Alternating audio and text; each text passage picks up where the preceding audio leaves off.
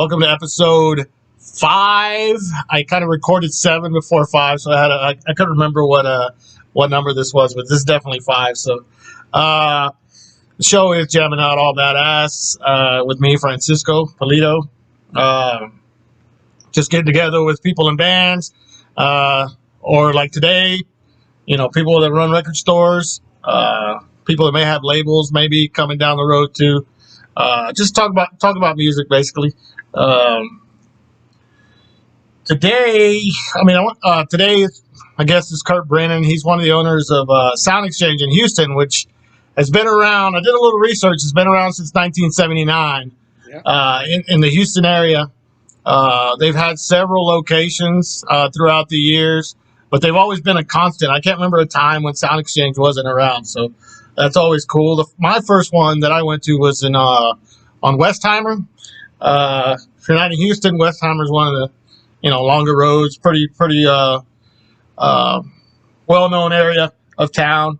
Was that the big one? The big one on Westheimer? There was I think we moved there in like 86. The one that was just down the road from Sound Plus. Yeah, we were pretty. We were in a really small one, and then kind of a bigger one. The one was kind of sort of big. Yeah. It was like in a shopping center. Yeah. This is like early '90s, I think. Yeah.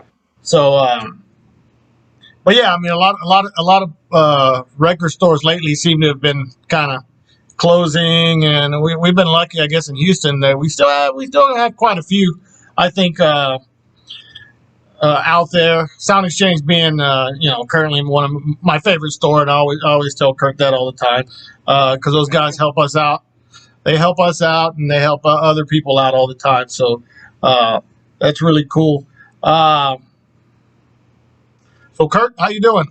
I'm doing well. Thanks, Francisco. Thanks for having me. Yeah, no problem.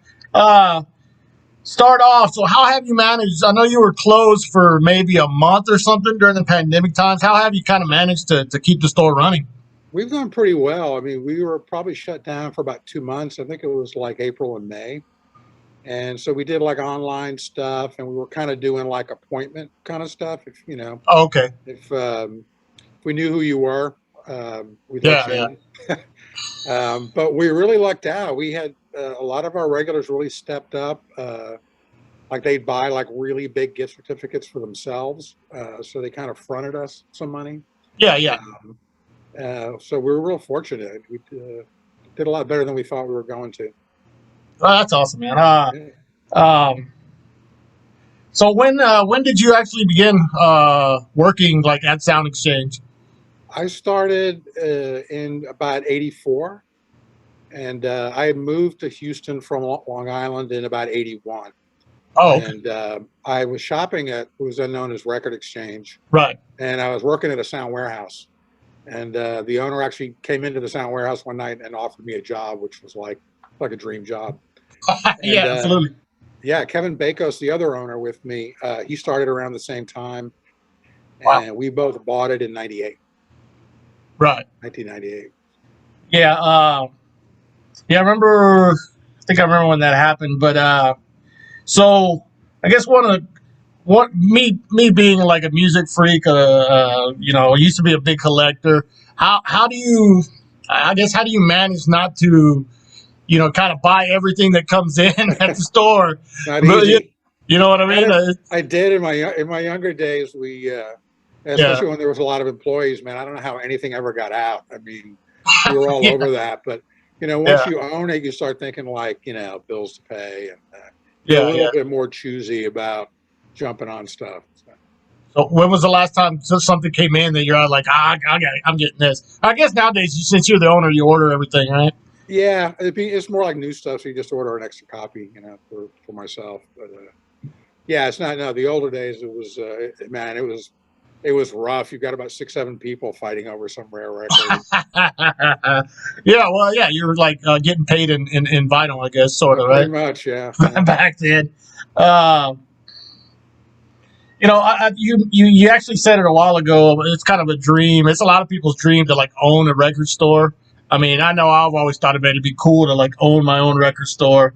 You mentioned it was like 98 when that happened. And it was you and Kevin Bakos, who's the other owner.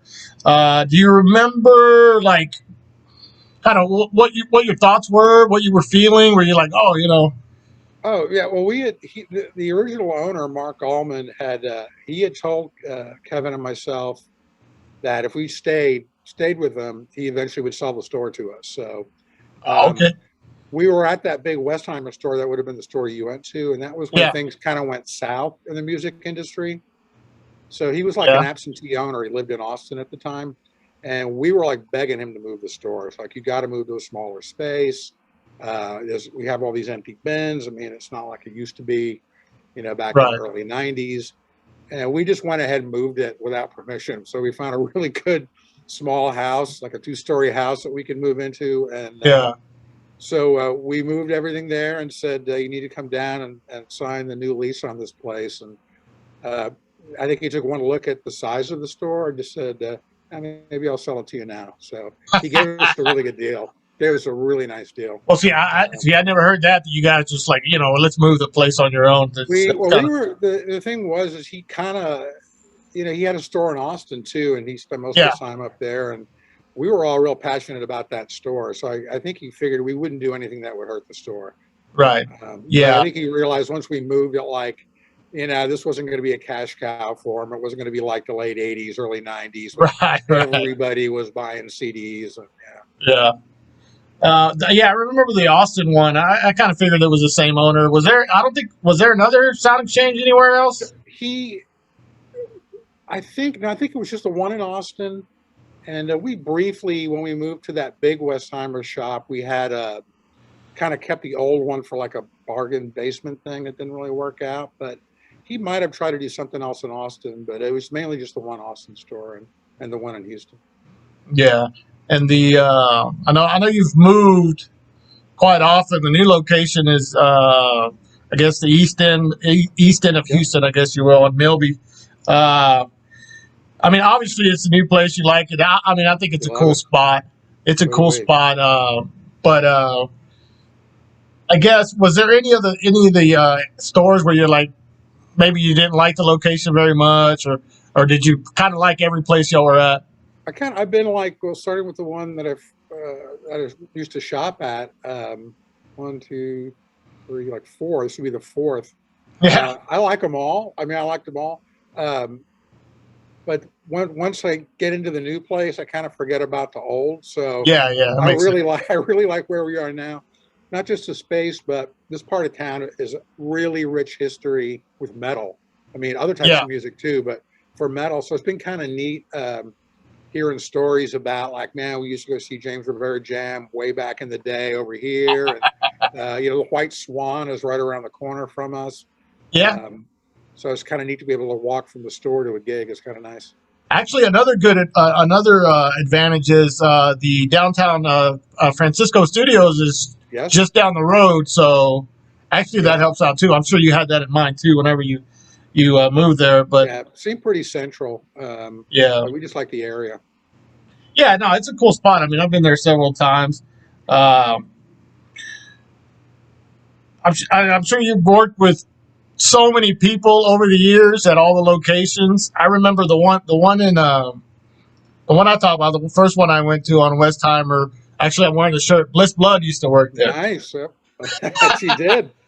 Bliss Blood used to work there. Records. Yeah, if anybody doesn't know who Bliss Blood, she was in the band Paintings, like old Houston band, kind of noisy, rocky, kind of experimental stuff, which I dig. She was instrumental in really getting the metal section going. Oh yeah.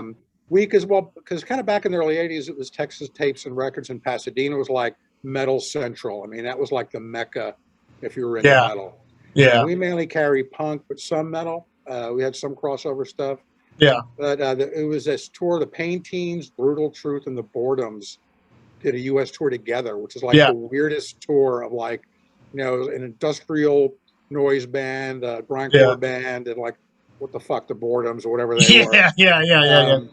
But she came back from that tour and she was kind of really getting into metal. So she sort of started it out. And oh, wow. I didn't know that. Yeah. Then kind of moved not too long after that. So kind of fell on my lap. But but yeah, those were exciting times. Just watching Metalhead, because Texas Tapes had just closed, so then Metalhead just like pounced on our store, which was incredible.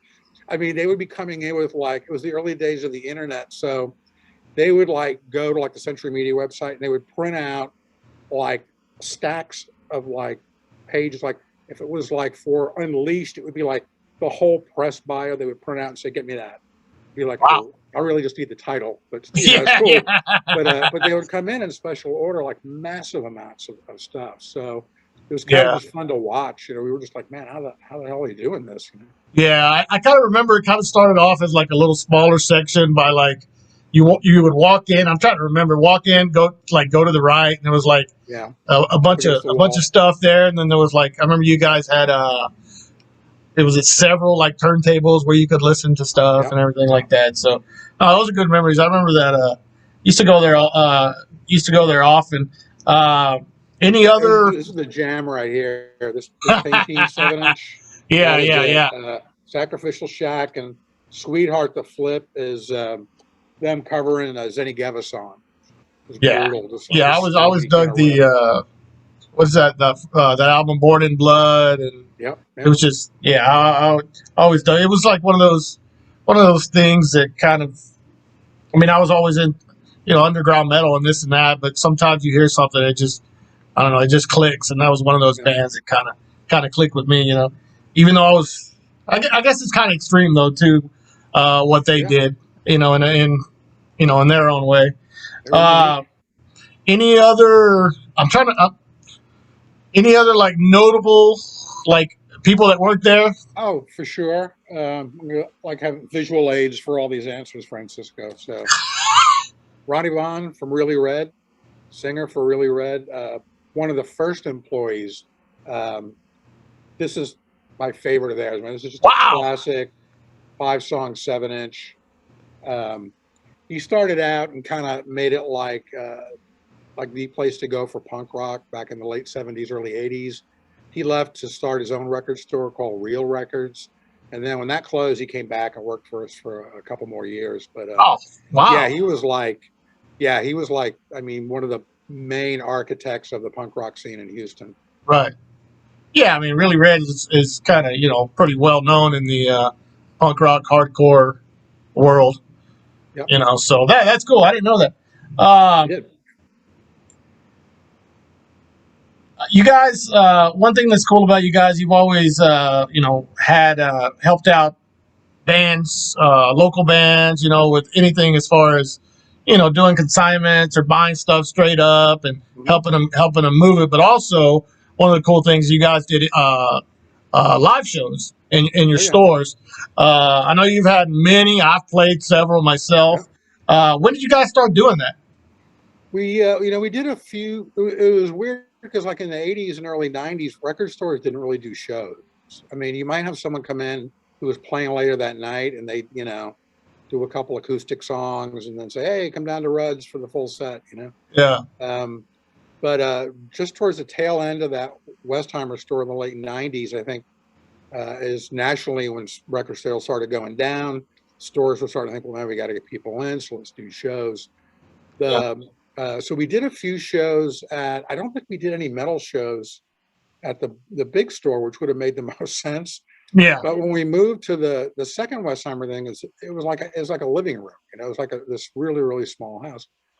So at that time, we were trying to get local metal bands to play, and man, nobody would do it. They kept saying it's too small. We'd love to. There's no way you're going to fit us. I'm like, well, we'll move stuff around. Don't worry about it. Yeah. So we got Infernal Dominion. Yeah. Who at that time, I mean, if you look at those 5 guys in that band, I mean, they were big. They were large men. Yeah. And you had Wes, you had Jim Case, you had Dauber was much bigger than he is now. Dauber came in with his drum kit with this huge cage. We could get all these guys and their amps, if they could do it, then any band could. Right. And man, that show was incredible. And then we just kept doing metal shows. Everyone wanted to play there. So. Yeah, that's cool. Anyone's besides the first ones that stood out? Any other shows that you guys had in any of the locations kind of stand out? Well, the Insect Warfare show for sure. That was the one. I think it was a 10-year anniversary of World Extermination. It was also a sort of an art show for Daniel Shaw. Right. It was kind of it was supposed to be a secret show because they hadn't played in forever. They had sort of broken up. Bo wanted to keep it secret, but then they blabbed about it a week before. And that place, I mean, if you go to YouTube, you can see the video. People were hanging on the window ledge outside. People flew in from other cities, and it was just like you could not fit any more people in. There was probably at least as many people outside as there were inside. That was at the Richmond location, right? Yeah, that was just like, I don't know how the hell. I mean, you'll see in the video, it's just like, you know, we thought people were going to die. I mean, we thought like at the end of the night, there would just be bodies left over. Was it at least during the beer? Oh yeah, insane. I mean, was it at least during like was it a cool day or was it hot? I was just brutal inside. It was probably like, I don't know, April or something. I don't know. Oh, okay. No, that was just an incredible show. Yeah, that's cool. What about you somewhat touched on it. Did you guys I think you've done like some in-store maybe signings with certain bands or whatever? Yeah, we used to love to do those, but it used to be really easy to do. You just talk to the label and you bought a box of CDs or records, and yeah, we did Impaled, we did Opeth was a big one. We did Mortis, the evil elf. He came in. Yeah, so it was a lot of fun. They would just come in and hang out, sign stuff for the fans, and yeah, it was pretty laid back. But I mean, it just got tougher and tougher to do. We did Arch Enemy, but it just got harder to do. I think the bands, they weren't really selling as many CDs. The labels didn't seem to be into it. Right. So we did sort of a meet and greet for Power from Hell, this Brazilian band that came through about a year or so back. Oh yeah. Yeah, I remember that was just kind of a hangout thing because especially for the White Swan, we're right around the corner. It just kind of makes sense. So. Yeah. Talk a little bit about Mortis. What was he like whenever he came in? Well, he was like, they called it advanced, and they said, he's going to need a place to change into his elf gear. I mean, dude's got, he's like a total elf thing. So he actually showed up in his elf gear. So that was kind of cool. Wow. He really didn't say much at all. And I guess it was his girlfriend who was with him, or maybe manager. We said, well, what does Mortis drink? We'll go to the convenience store. And she said, well, Mortis drinks Sprite. Well, Sprite's another word for elf. So of course he drinks Sprite. So we got Sprite for Mortis. He hung out, posed for photos, signed some stuff, and disappeared into the night. It was great. Of course he did. Yeah. That's awesome. Yeah, I think I've seen that. You have some Polaroids or something like that. Yeah. But you used to. I don't know if you still have it or not. But I do. Yeah. Okay. Yeah, the Polaroid of him sitting down or whatever. But yeah, that was cool. I remember at the old store there was a snare of AC, the band AC. Yes, they did an acoustic in store at the Westheimer location. Yeah. And they came in and they just came in and fucked shit up, broke their acoustic guitar. Yeah. Just broke some stuff, and we wound up taking that with us to the Richmond thing. So we had that hanging in the metal room. Yeah. And that was in the back. I remember. There's no video of that anywhere?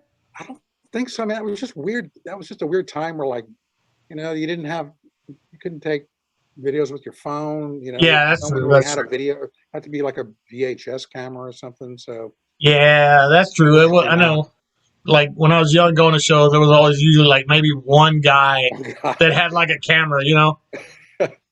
He's like a god now because everyone's like, thank God. Yeah, exactly. Too busy watching the shows and drinking. And this guy. Yeah, it was Kevin G was one of them. Yep, Sean Sick. The guys that used to do a lot of the shows at the Axiom and stuff. So that's hilarious. All right, one thing. I mean, I guess it's a good thing. It might help you guys out, but a lot of people are like, kind of. People can't agree on it. But record store day, being a record store owner, do those do you? I mean, are they a positive thing? Do they help you out or? Yeah, it does. I mean, I think the whole point of the day is to get people who don't shop at record stores and to force them to go there and spend money at a record store on that day. I mean, I got you. most of our regulars are going to come here anyway. Right. Some of them get into record store day, the stuff that comes out, others don't. But really, the whole idea, like, it's amazing. I would say maybe 2/3 of the people that come in that day, I don't recall ever having seen before. Wow. So it's pretty much you just see them on record store day. But it makes us a little money, which that's that's what it's for. Right, of course. I don't know. Speaking of metal, I would like to see more metal labels getting involved with that, because there's very few metal releases on record store day. But weird. Yeah, you're right. You're right about that.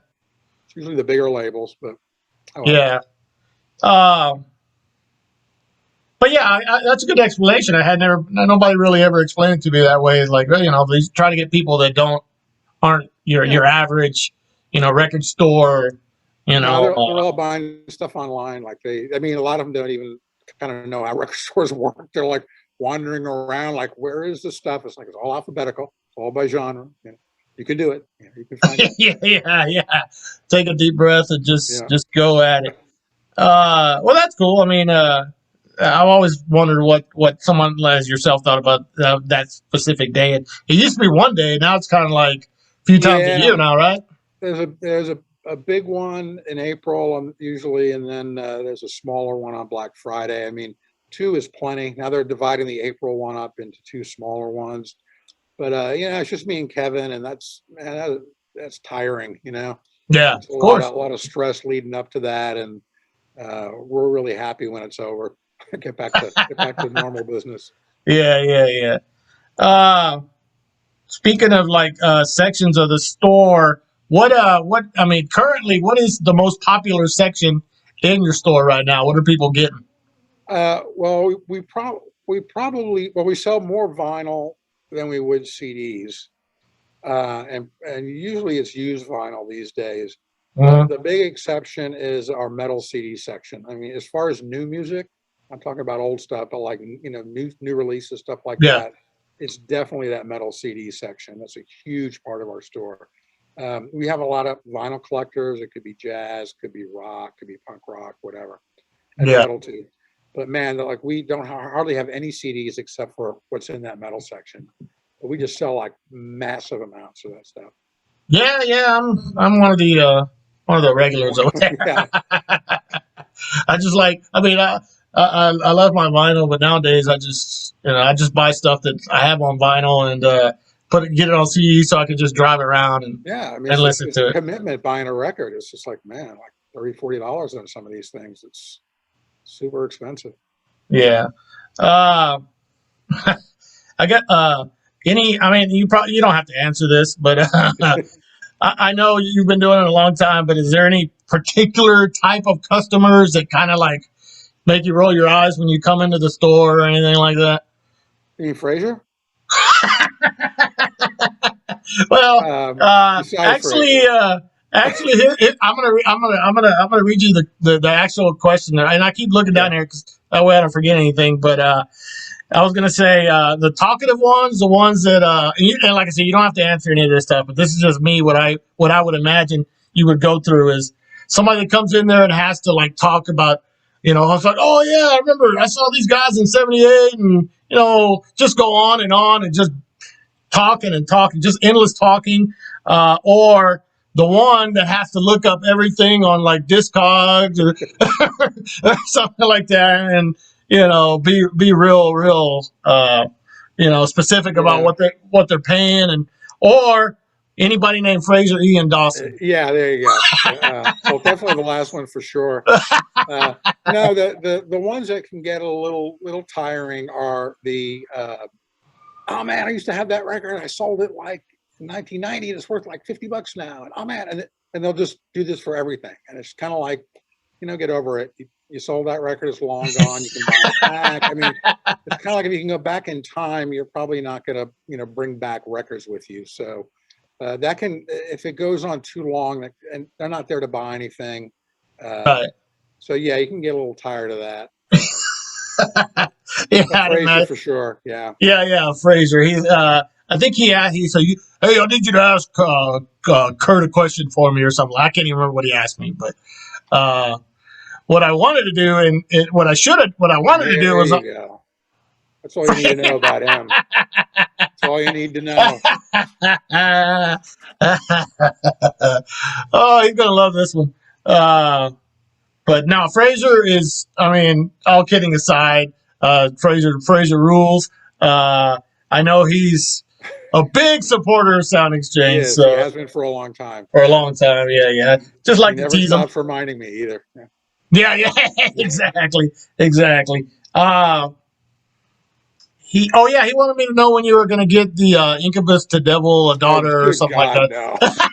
He needs to let that go. He needs to let it go.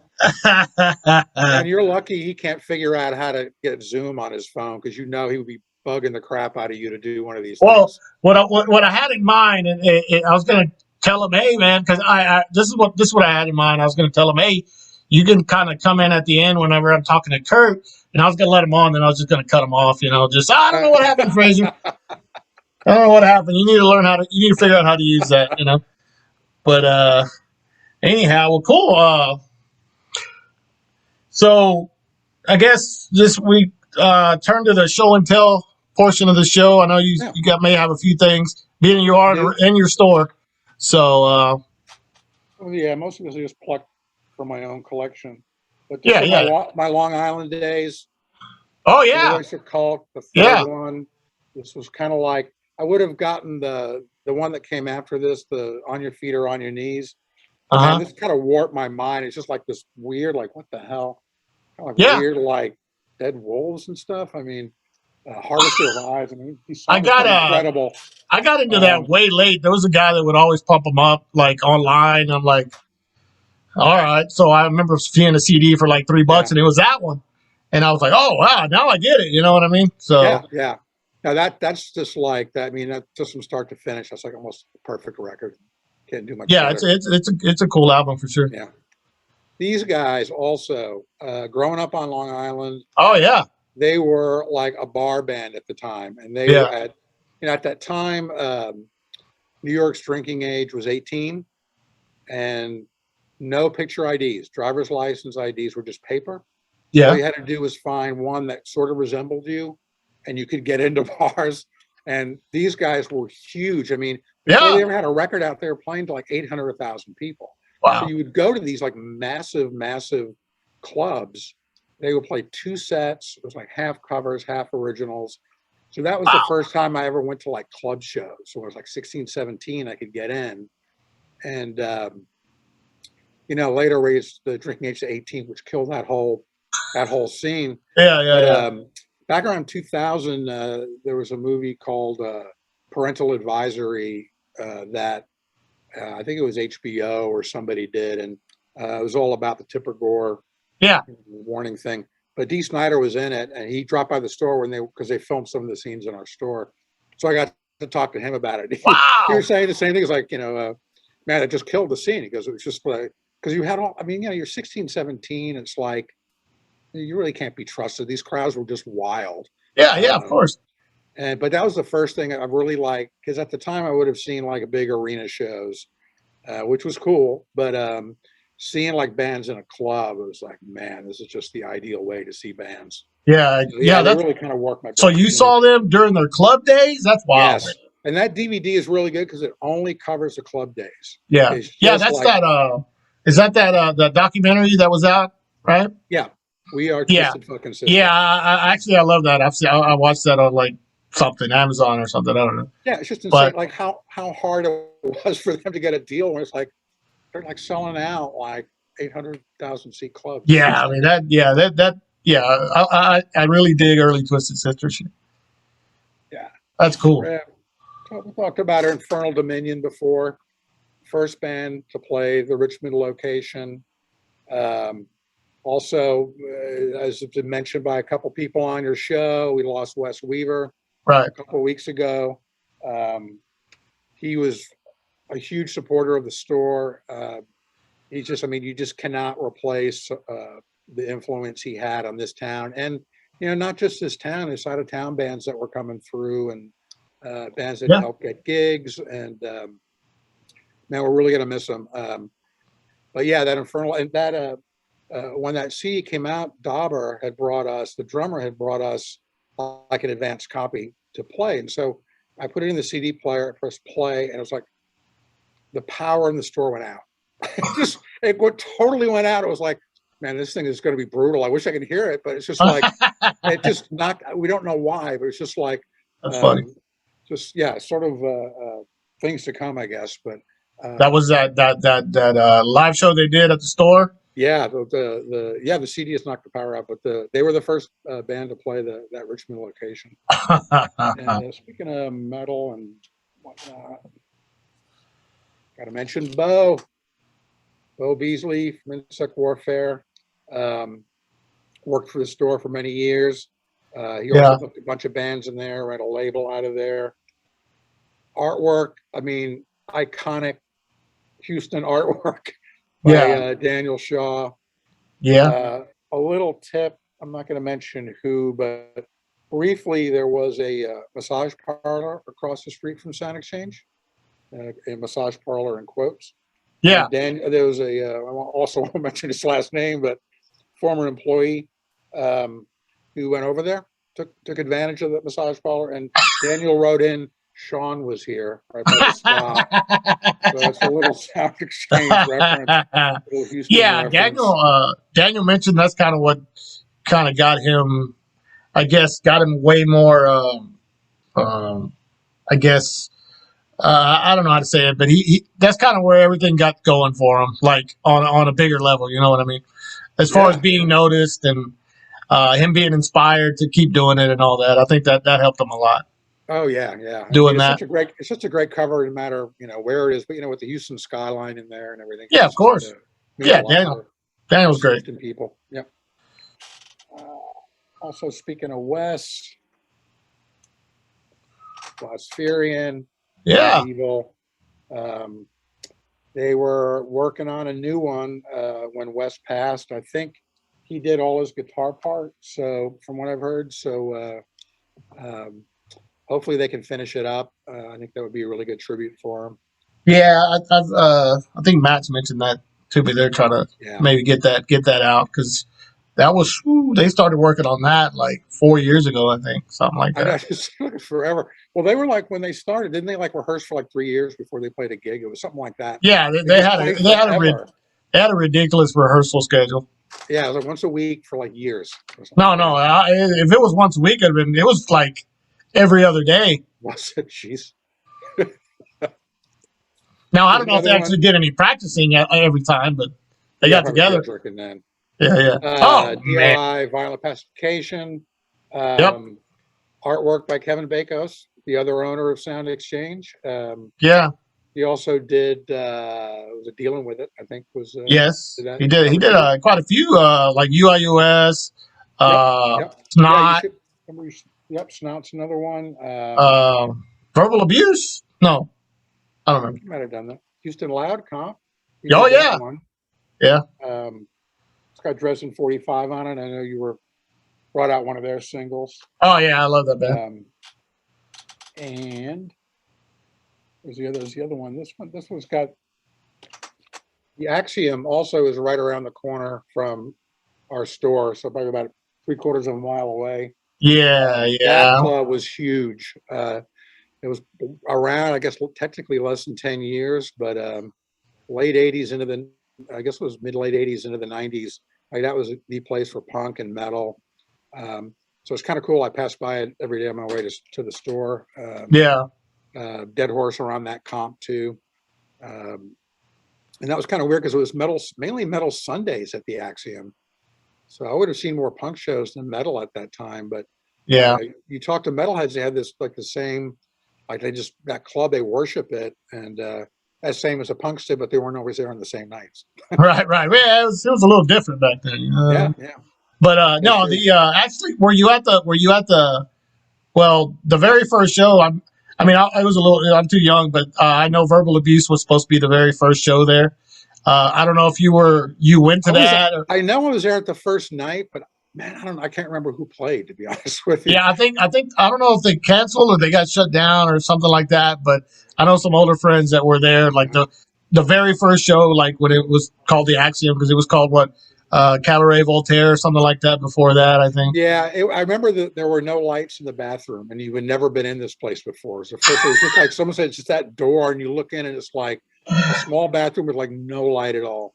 Yeah, yeah, I went there when I was younger, and it's just the bathroom is like legendary for bad reasons. You know what I mean? Yes, So. yes. Yeah. Yeah, no, it was always cool going to that place. To me, you mentioned about going like your first club shows. I just remember being a kid and always like envision like arena shows, stadium shows. Yeah. I'm like, oh wow, look, Blanford and the Accused is like literally standing right next to me. There. So it's like, it's like, you couldn't believe it. So but yeah, that place was cool, man. Yeah, but things move on, and what else I got? Yes. Oh, another, because it's just so timely. AK-47, Badge Me If You Suck, another classic Houston punk single. Yeah. Texas Monthly just did a thing on it like a month ago. Did a kind of Really? short article on. Yeah, it's kind of interesting to read because they all had to use pseudonyms. For your listeners who aren't aware, it's an anti-cop Houston cop song, and so they were kind of had to keep their identity secret. They were, but the article's really good if you can track it down. Oh wow! No, see, I didn't know that. Yeah, that's cool. That's old Houston punk. Oldie, yeah. Oldie. Anything else? Man, we'll see what I got. I mean, whatever you got. I know you're a big like Springsteen or something. Oh yeah, Vast Majority. Majority. Yeah, I Want to Be a Number. Another early Houston punk band. Like, it's early. They got the nuclear bomb on the back. Well, what label is that? What label is that on? I think this was just self-released. Oh, okay. Actually, it's Wild Dog, Henry Wild Dog, who I think I had the first punk zine in Houston. Oh wow! I'll put this out. So wild. Another good early Houston punk rock, the Degenerate single. Degenerates.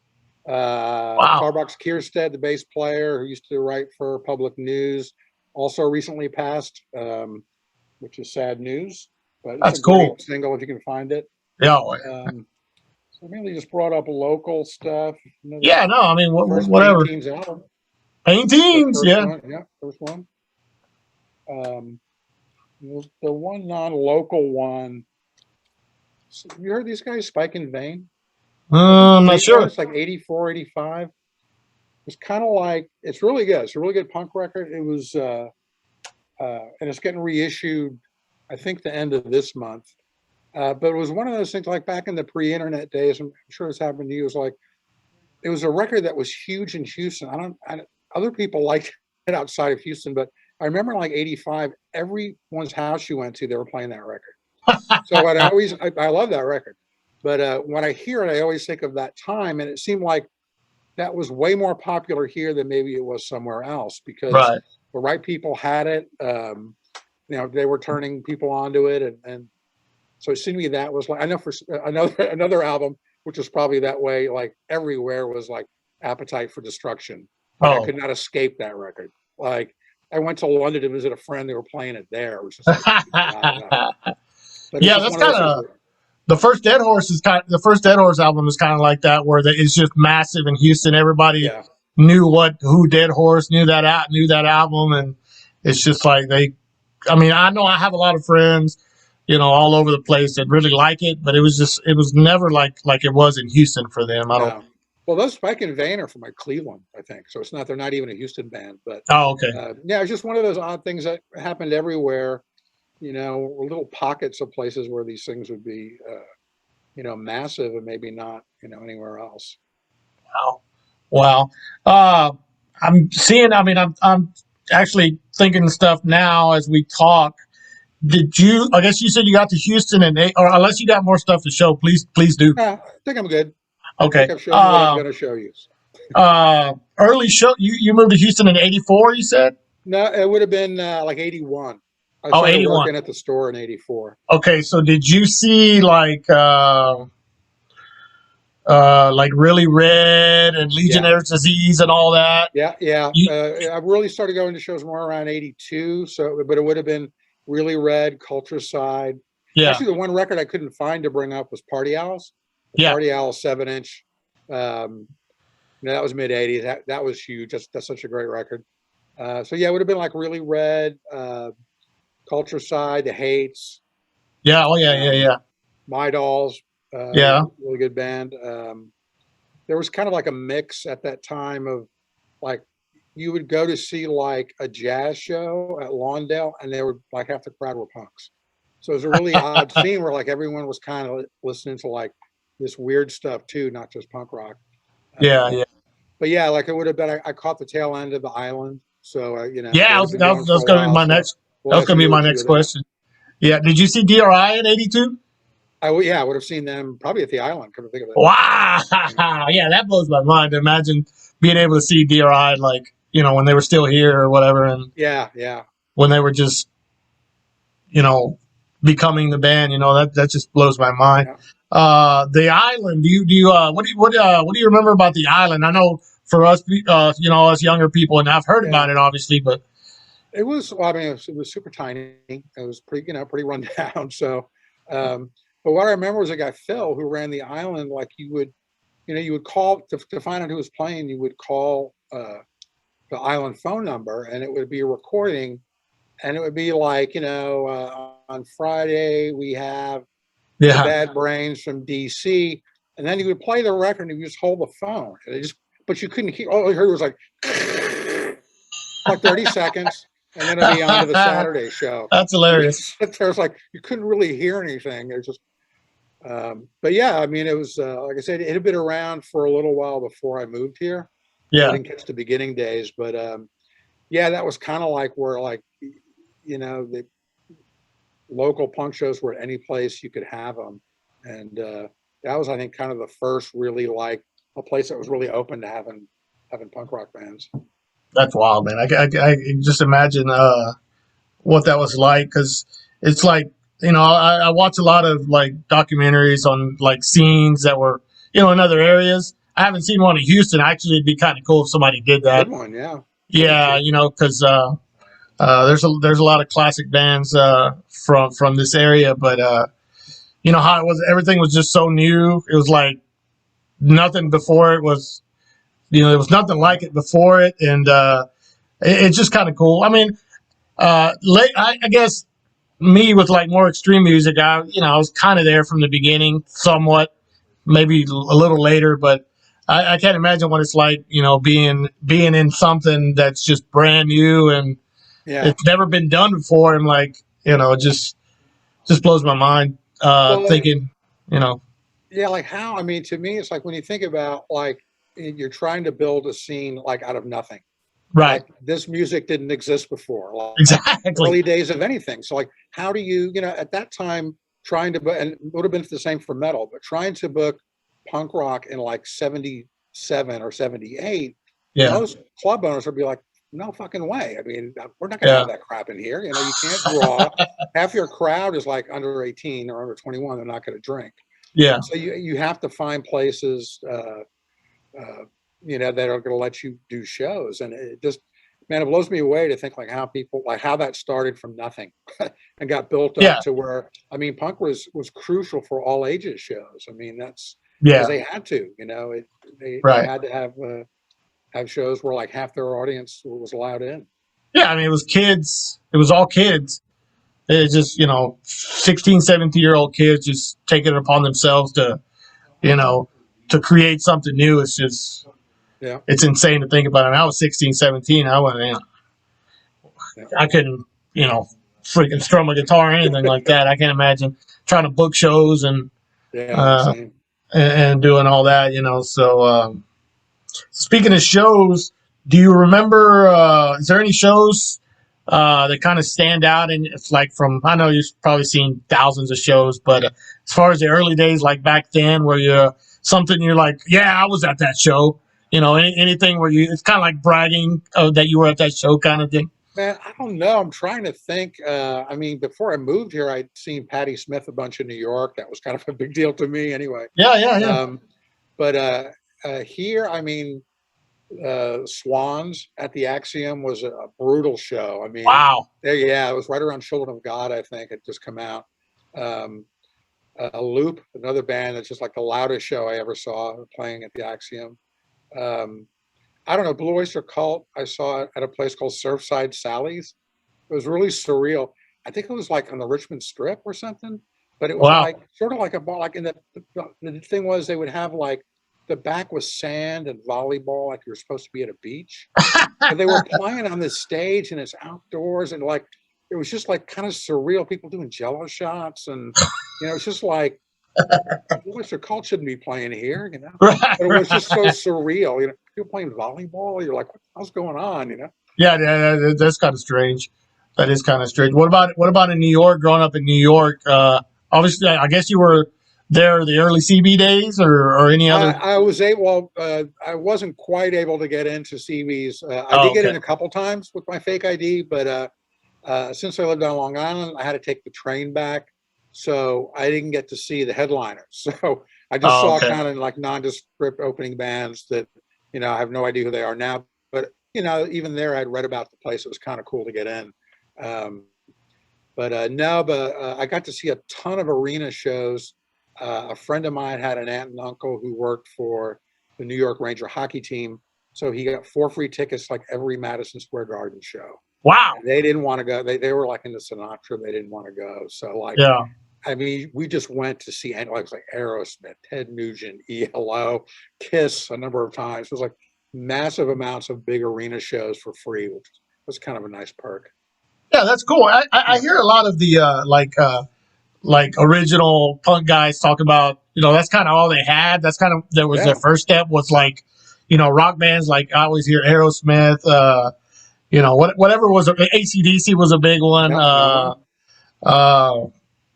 That they would go see all those shows, and then they turn around and their bands are just like playing little squats or whatever. So it's kind of cool. It's something I guess somebody that doesn't know would be kind of shocked to kind of hear that. Oh yeah, whoever so and so punk rock guy went to see like you said ELO in like 77 or something like that. So that's a lot cool. of it was just too. But you look at what was on the radio at the time. I mean that.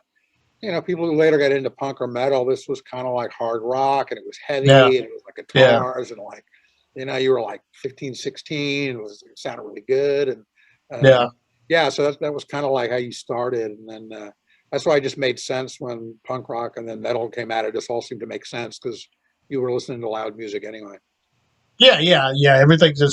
Everything got a little more extreme as it went on, as far as pushing the boundaries and all that with, guitars and lyrics and vocal types and all that. So it's a natural progression, I guess. But if it wasn't for those, those kids back then doing that, who knows what it'd be like now. Yeah. So that's cool. Well, that's all the questions I have, Kurt. I don't know if there's anything you want to, talk about the store. You guys got anything coming up? I mean, I know it's everybody thinks we're opened up here, but we haven't really opened up yet. But I'm not sure when we're going to do shows again. It's going to be a while. Man, right when we had to cancel shows, we had just a bunch scheduled. We had Necrofire and Oceans of Slumber one night. I remember. Mortiferum, we're going to come in and play a secret show. Thunder Tank, the Scourge. We had a bunch of stuff all scheduled. I'm not sure when we're going to. Probably, it's going to be end of the year before we're going to feel comfortable. The store's pretty small, so it's packing people in. We're going to wait a bit on that, but it'll happen. We'll get there. Cool. Well, again, hey, thanks for joining me, Kurt.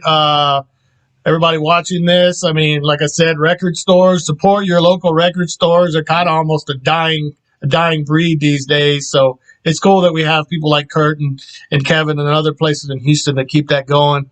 Because not everybody is into downloading and this and that. I need physical copies, and we have people like Kurt that are providing that for us. It's always cool to just walk up and see something and be like, oh, cool, I'm taking this, instead of having to, look it up online and then wait. Especially nowadays with the way the postal service is slowed down quite a bit, waiting who knows how long to get something when you can just, hey, let me drive over to Sound Exchange or whatever and pick it up. And you guys still order things for people? We do. We can do mail order. Anything we have in the store, we'll mail out. We don't really have too much listed online, but you can always email us. I mean, our website, soundexchangehouston.com. Yeah. We are on Facebook, on Instagram. So we carry vinyl, tape, CDs, stuff like that. A lot of local stuff. So if you're into, looking for Houston area stuff, especially, and always looking for like, ideally, like every metal band in Houston that has a CD or record or tape out would bring it into the store so we can help them sell it. I mean, because we get people from out of town that come in that are looking specifically for Houston artists. It'd be nice to have like everything there. But people got to drive in and bring it in and do it. So, well, if I can do it, I live an hour. If I can do it, I live an hour away. I live an hour away. I mean, anybody can do it. Come on, man. It's a matter of moving those units, those cemeterian units. Yeah. I mean, we're moving up. We've sold like 2 things in the past 6 months or whatever. Oh, man. No, I'm kidding.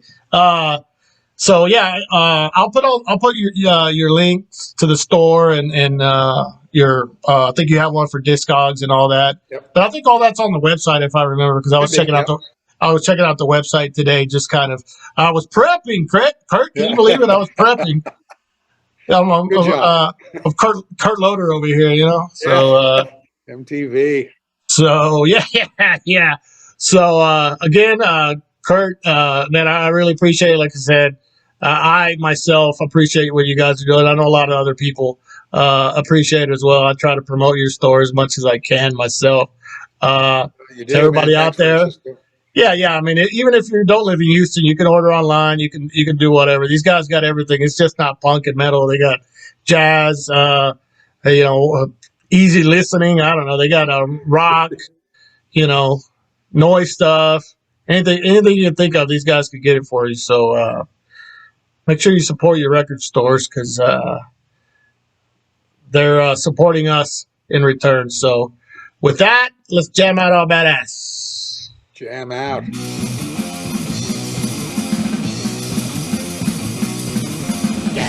What?